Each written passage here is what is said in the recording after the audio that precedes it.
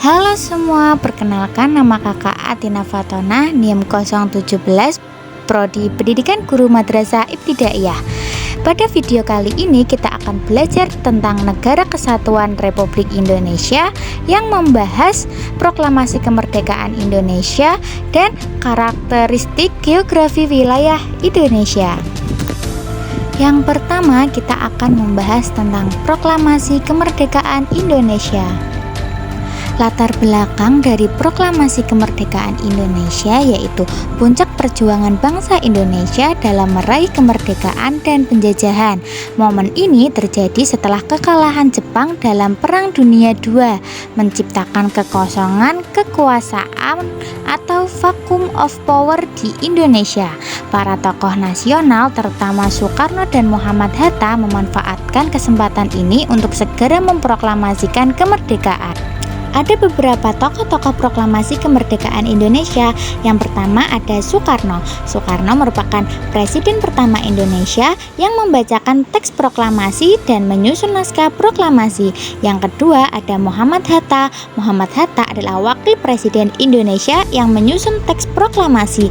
Yang ketiga ada Ahmad Soebardjo.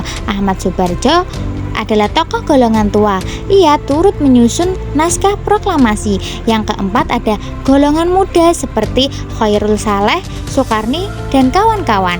Ia mendesak Soekarno dan Muhammad Hatta untuk segera memproklamasikan kemerdekaan. Yang kelima ada Laksamana Maeda. Ia adalah perwira angkatan laut Jepang yang menyediakan rumahnya sebagai tempat penyusunan naskah proklamasi. Pada proklamasi kemerdekaan Indonesia ada peristiwa-peristiwa penting seperti pada tanggal 9 Agustus 1945 ada bom atom dijatuhkan di Nagasaki, menandai tanda-tanda kekalahan Jepang. Yang kedua pada tanggal 16 Agustus 1945 ada peristiwa Rengas Dengklok. Golongan muda mendesak Soekarno dan Hatta untuk segera memproklamasikan kemerdekaan.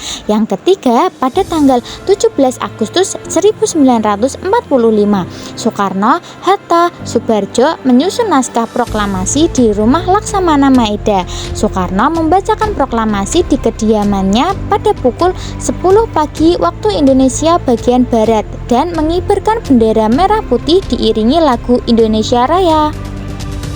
Ada 3 makna proklamasi. Yang pertama sebagai pernyataan kemerdekaan bangsa Indonesia dan lahirnya Negara Kesatuan Republik Indonesia. Yang kedua sebagai tonggak sejarah perjuangan bangsa Indonesia dalam melawan penjajahan. Yang ketiga sebagai awal dan revolusi nasional untuk mempertahankan kemerdekaan. Faktor kesatuan Republik Indonesia yaitu adanya persamaan nasib, penderitaan bersama, dan melepaskan di bawah penjajahan bangsa asing selama kurang lebih 350 tahun. Adanya keinginan bersama untuk merdeka dan melepaskan diri dari belenggu penjajahan. Adanya kesatuan tempat tinggal yaitu Nusantara yang terbentang dari Sabang sampai Merauke. Adanya cita-cita bersama untuk mencapai kemakmuran dan keadilan sebagai satu bangsa. Dari faktor tersebut, kita akan belajar tentang karakteristik geografis wilayah Indonesia. Letak geografis Indonesia itu di antara 2 benua, yaitu benua Asia dan benua Australia. Indonesia juga terletak di antara 2 samudra, yaitu Samudra Hindia dan Samudra Pasifik. Posisi ini menjadikan Indonesia sebagai jalur perdagangan internasional yang strategis.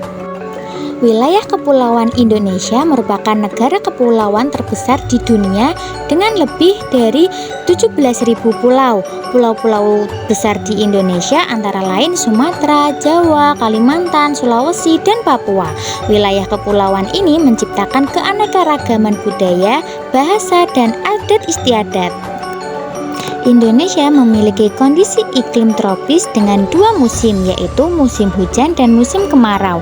Suhu udara di Indonesia cenderung hangat sepanjang tahun.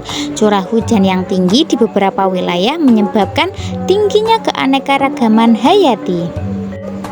Indonesia memiliki kondisi topografi yang beragam, mulai dari pegunungan, dataran rendah, hingga wilayah pesisir.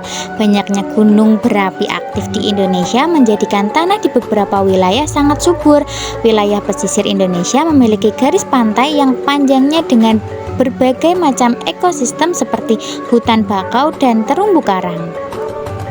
Indonesia memiliki keanekaragaman hayati yang sangat tinggi, baik flora maupun fauna. Banyak spesies endemik yang hanya ditemukan di Indonesia. Keanekaragaman hayati ini menjadi potensi besar bagi pengembangan peristiwa dan penelitian. Sekian penjelasan dari kakak, bila ada salahnya mohon dimaafkan. Terima kasih atas perhatiannya.